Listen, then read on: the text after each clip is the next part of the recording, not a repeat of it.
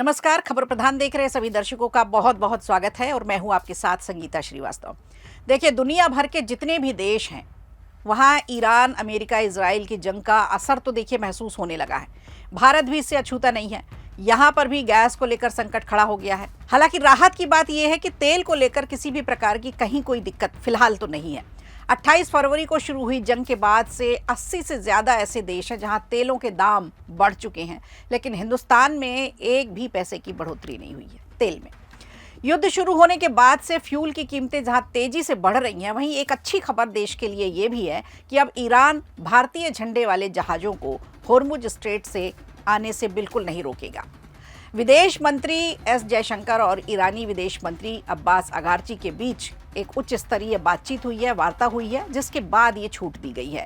अब straight of Hormuz में भारतीय जहाज़ों को नहीं रोका जाएगा। तिरंगे लगे जहाज़ों को ईरान होर्मुज स्ट्रेट से निकल जाने देगा। कल ही ईरान के विदेश मंत्री ने जहां ये कहा कि अमेरिका और यूरोपीय देशों को सपोर्ट करने वाले जो भी देश हैं, उनके जहाज़ों का 1 लीटर तेल भी बाहर जाने नहीं दिया जाएगा। लेकिन भारत की कूटनीति यहाँ कामयाब होती दिख रही है। अभी हालात ये हैं कि अमेरिका और यूरोपीय देशों के जहाज़ों के होर्मुज में कदम रखते ही ईरानी नेवी उन पर हमला बोल रही है। वहीं अब भारतीय झंडे वाले जहाज बिना किसी रुकावट के होर्मुज को पार कर सकेंगे। ये खबर भारत की विदेश नीति और बढ़ते प्रभाव का एक अच्छा उदाहरण है। भारतीय विदेश मंत्री एस जयशंकर और ईरानी विदेश मंत्री अब्बास अरागची के बीच एक उच्च स्तरीय बातचीत हुई और भारत को ये छूट मिली। विदेश मंत्री के फोन के बाद ईरान होर्मुज स्ट्रेट से भारत के झंडे वाले यानी तिरंगा लगा हुआ जो टैंकर होगा उसे गुजरने की अनुमति देने पर वो सहमत हो गया है। खबरों के अनुसार भारत के 2 टैंकर पुष्पक और परिमल होर्मुज से सुरक्षित रूप से गुजर भी रहे हैं। ये सब तब हो रहा है जब अमेरिका, यूरोप और इजराइल के जहाज़ों को अभी भी वहाँ प्रतिबंधों का सामना करना पड़ रहा है। इधर पश्चिम एशिया में ईरान, अमेरिका, इजराइल संघर्ष के बीच भारत की संतुलित कूटनीति का ही ये कमाल है। विदेश मंत्री एस जयशंकर और ईरानी विदेश मंत्री के बीच तीसरे दौर की बातचीत टेलीफोन पर हुई।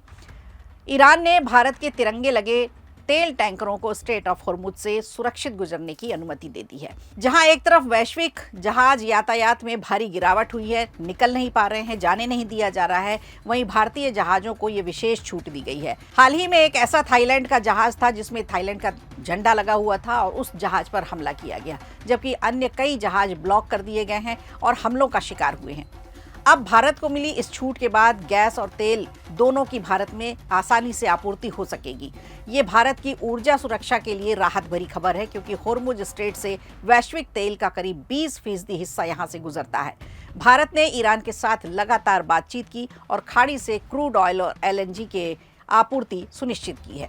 वहीं बुधवार को जयशंकर ने रूस के विदेश मंत्री से भी बातचीत की है। रूस से भारत को तेल आपूर्ति बढ़ने के बीच दोनों नेताओं ने पश्चिम एशिया के हालात पर और द्विपक्षीय सहयोग पर चर्चा भी की। भारत लगातार इस जंग के माहौल में अपनी ऊर्जा को सुरक्षित करने में लगा हुआ है, लेकिन भारत का विपक्ष हो हल्ला करके देश में माहौल बिगाड़ने की कोशिश कर रहा है। तो फिलहाल एक अच्छी खबर ये कि अब ईरान के स्ट्रेट होर्मुज से भारतीय जहाज़ों को आसानी से गुजरने दिया जाएगा, जिसका असर हमारे देश में भी देखने को मिलेगा और तेल और गैस की जो किल्लत मच रही है उस पर भी असर इसका देखा जाएगा। वीडियो अच्छा लगा हो तो लाइक कीजिए, शेयर कीजिए और कमेंट बॉक्स में हमें ज़रूर बताइए।